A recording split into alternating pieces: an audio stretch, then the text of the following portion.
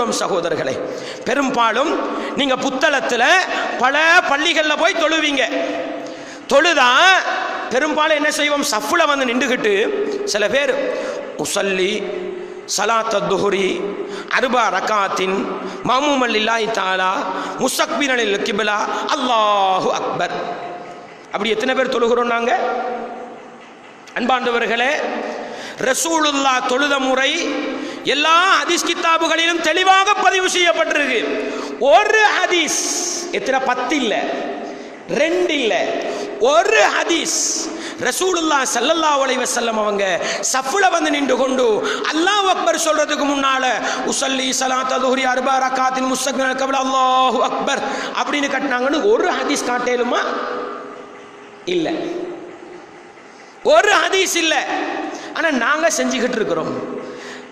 புகாரி போன்ற ஹதீஸ் கிதாபுல பார்க்கலாம், ரசூலுல்லாஹ் ஸல்லல்லாஹு அலைஹி வஸல்லம் அவங்க காது சோனை வரைக்கும் கையை தூக்கினாங்க, சில அறிவிப்புகள்ல நெஞ்சி வரைக்கும் தோல் புயம் வரைக்கும் கையை தூக்கினாங்க, அல்லாஹு அக்பர்னு தொழுகையுள்ளுக்கு நுழைஞ்சாங்கன்னு பார்க்கலாம்.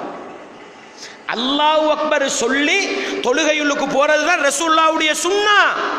நாங்க உஸல்லி ஸலாத் அத்-துஹ்ரி சொல்லி போறோம். யாருடைய சுன்னாவை செஞ்சுக்கிட்டு இருக்கிறோம்? இமாமுனா ஷாஃபி ரஹிமஹுல்லாஹ் சொன்னாங்களா? இல்ல. இமாம் ஷாஃபி ரஹிமஹுல்லாஹ் அவருடைய 2 புத்தகம், பிரதானமான 2 புத்தகம், உம்மு என்ற புத்தகமும் ரிசாலா என்ற புத்தகமும் இன்றைக்கும் உயிர் வாழ்ந்து கொண்டிருக்கு. அதுல இப்படி ஒரு மெத்தட் சொல்லி தந்தாங்களா? இல்ல. நாங்க செஞ்சுக்கிட்டு இருக்கிறோம். நவவி இமாம் ஷாஃபி இமாமுடைய கருத்துக்களை அதிகம் தொகுத்த இமாம், அவங்களோட புத்தகத்தில் இருக்கா? இல்ல.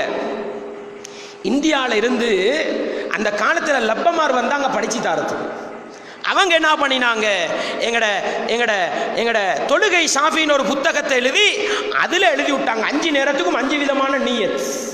ரசூலுல்லாஹ் சுன்னால வந்ததில்லை.